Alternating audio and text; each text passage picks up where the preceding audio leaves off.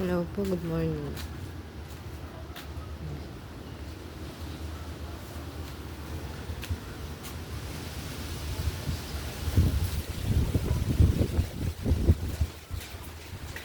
Ito na po yung update dun sa bonggambilya ko na diniligan ko ng MSG.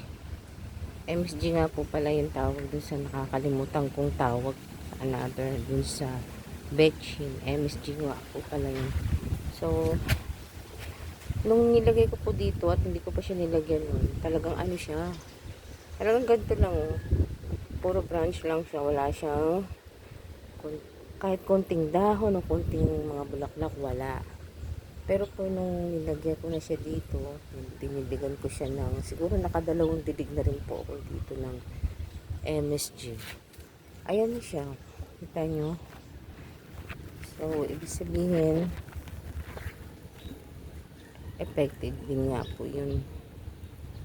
Yun, diba? Ang paglagay ko po dito ng MSG, hindi siya masyadong mainit. Yan ang bandang hapon. Yan.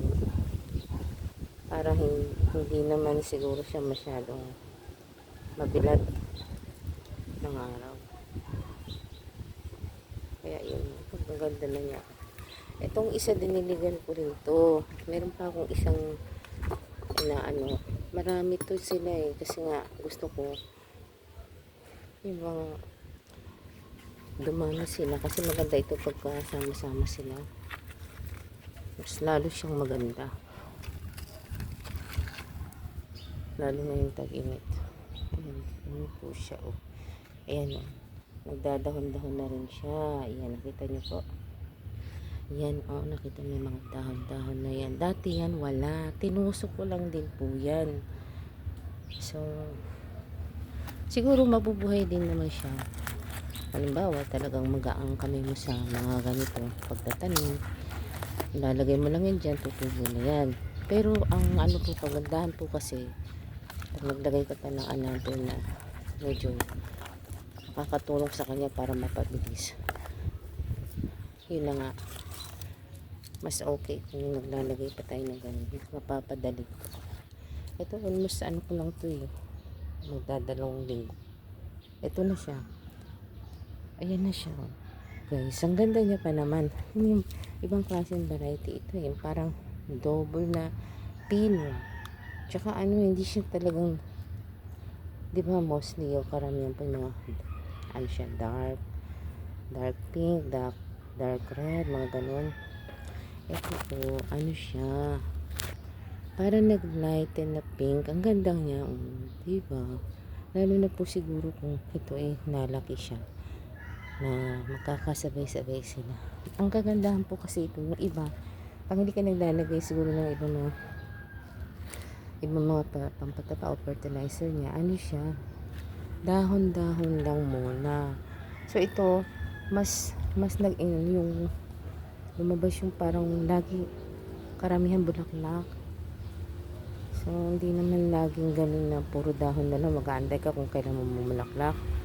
Diba? Ang kagandahan talaga ng MSG, kaya prove ko na po ang MSG nakakatulong mamulaklak. Kaya bang may mga halaman kayo na talagang namumulaklak tapos ang tagal mamulaklak, itry nyo po na maglagay ng MSG, tutunawin nyo sa tubig, tatansyahin nyo lang naman po kung gaano kalaki o gaano karami yung lalagyan mo. Kung halimbawa isang buo nung MSG na, wag naman yung maliit, yung sumunod doon, walang natantya kung ilang yung grams. So yun ang tutunawin yun sa tubig. Tingnan nyo naman po, talaga nakakatawa. Natawa ako pag nakita ko na po, siguro mga 3 days from now. Siya, diba, parang pa lang siya ganyan, ganyan lang siya dati, diba? 3 araw pa lang ito nakakalipas nang tinignan ko siya na, kasi araw-araw chine-check ko siya ganito pa lang, yun, parang ganyan pa lang siya dati, ganyan. Ang katagalan niya, ayun na siya. Ito kasi mga nauna, ito nakakatawa. Ito ito yung isa pa. Ito kalalagay ko lang ito. Halos wala na naman siyang ano yan. Kalalagay ko lang yan. Talagang as in walang wala. Ito mga nauna na to. Yan, dahon-dahon na. Ayan. Yan. Ito kalalagay ko lang. May mga natuyo pa nga. Hindi ko na tinanggal. Ito isa lumaylay na. Ito kasi yung mga nauna kong nilagay. So itong video ko na to, dito lang ako talaga nakapokus kay Bonggambilya. So ito yung unang yung tinamo. Dahon-dahon pa yan. Ngayon, ito, unang lagay ko pa lang ng MSG. Hindi ko pa siya nilagyan uli. So tatry ko ulit mamaya. Lagyan siya, pangalawa na mamaya. Magdang hapon, pag nalipas na yung init. Ayan. Ito na dahan-dahan na. Hindi ko lang sure kung anong kulay ito eh. Walang alam. Ayan. Diba?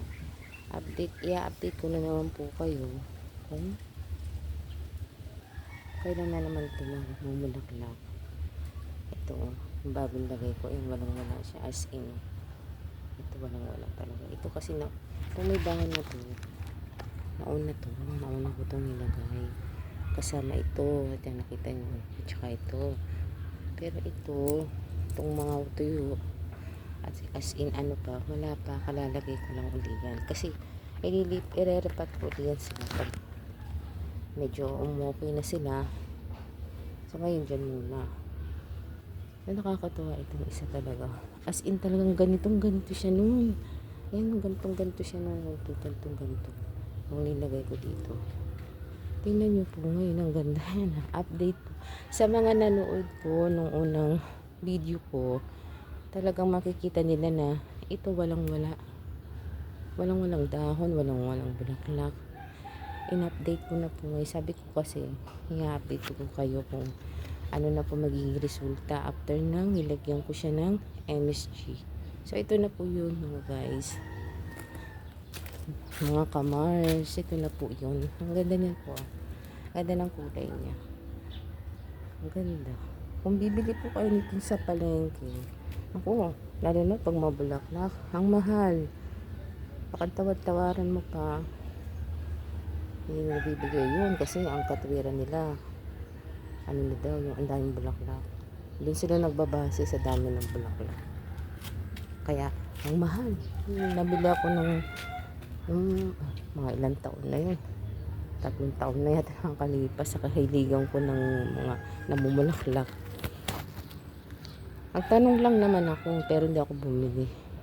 Ano yun, maliit lang siya, tapos mabulaklak na nga, parang ganito na yung kalalak ng bulaklak niya. Ano siya? Yung 600. Hindi po ako bumili.